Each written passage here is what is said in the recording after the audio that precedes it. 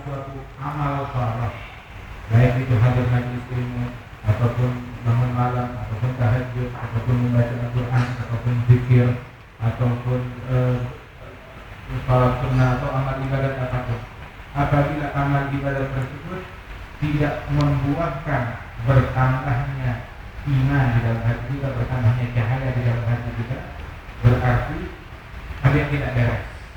Dan yang tidak beres itu dua hal.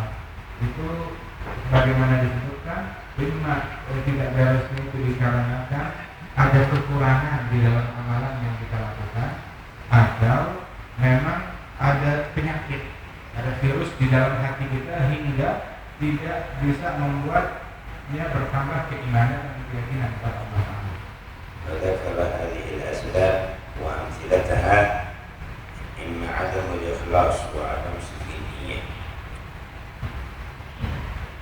Dan disebutkan daripada sebab-sebab dan contoh-contohnya seperti ketiadaan ikhlas ataupun niatnya tidak beres. وإما خلل في أرضية القلب نفسه في القلب محل البذرة فرضاه عن نفسه، فإن الذي يرضى عن نفسه يبعد من رضا ربه عنه. Dan juga di antara penyakitnya itu yang ada penyakit pada diri dia, yakni seperti dia merasa puas dengan keadaan dirinya yang sekarang ini.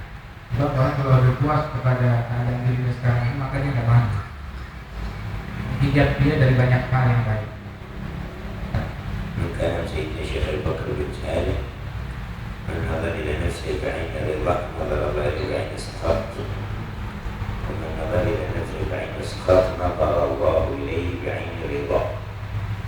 Sayyidina Syekh Abu Bakar bin Salim mengatakan, barang siapa yang memandang dirinya, memandang kepada dirinya sendiri dengan pandangan yang penuh kepuasan, penuh dengan rasa ridha, maka Allah Ta'ala memandang kepada orang tersebut dengan pandangan yang penuh murka. Namun barang siapa yang memandang dirinya dan nafsunya dengan pandangan yang penuh murka dan tidak puas dengan dirinya, maka Allah Ta'ala akan memandang orang tersebut dengan pandangan yang penuh keridhaan. فكمال المؤمن برضا بالله ورضاه عن الله، ونقص المؤمن وفساده برضاه عن نفسه ورضاه بنفسه. Kesempurnaan seorang mukmin manakala dia ridha dengan Allah, ridha kepada Allah. Dan juga dan kekurangan seorang mukmin manakala dia murka, murkanya itu ketika dia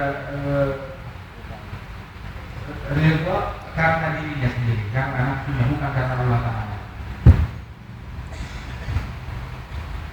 وكذلك من العلل نظره إلى عمله نظر نسبته إليه ناسيا أنه من خارج توفيق الله وإمداده ومن محض منته تعالى، فينسب العمل إلى نفسه، فبذلك يحرم ثمرة العمل ونور العمل وبركته. Di antara yang menyebabkan seseorang terharamkan daripada buah amal baik yang dia lakukan, manakala dia menisbatkan amal tersebut kepada dirinya, saya yang berbuat, saya yang melakukan ini, saya yang membuat ini, hingga dia lupa bahwasanya yang memberikan taufik kepada dia adalah Allah Subhanahu wa Ta'ala, dan ini adalah amalan Allah Ta'ala yang menciptakannya untuk dia dan memudahkannya untuk dia, sehingga orang tersebut menisbatkan kepada dirinya dan terharamkan dari keberkahan amal tersebut. فهذه مفاسد من حيث رؤيته لنفسه، وهناك مفاسد من حيث رؤيته للخلق. Ini kerusakan-kerusakan dari sisi manakala dia memandang dari nafsunya sendiri. Ada lagi kerusakan ketika dia memandang karena makhluk. وذلك بالميل إليهم الحامل على براءتهم أو إحسانهم أو الكبر على عدو منهم أو الشيء إلى غير ذلك. Nah, itu manakala dia berbuat suatu amalan ingin dipuji ataupun ingin dihormati ataupun karena mengutamakan makhluk dia berbuat atau meninggalkan suatu amalan. تسلط النفس الأمارة بالسوء على القلب، بموت القلب وحياة النفس. النفس ما دامت حية فهي حية،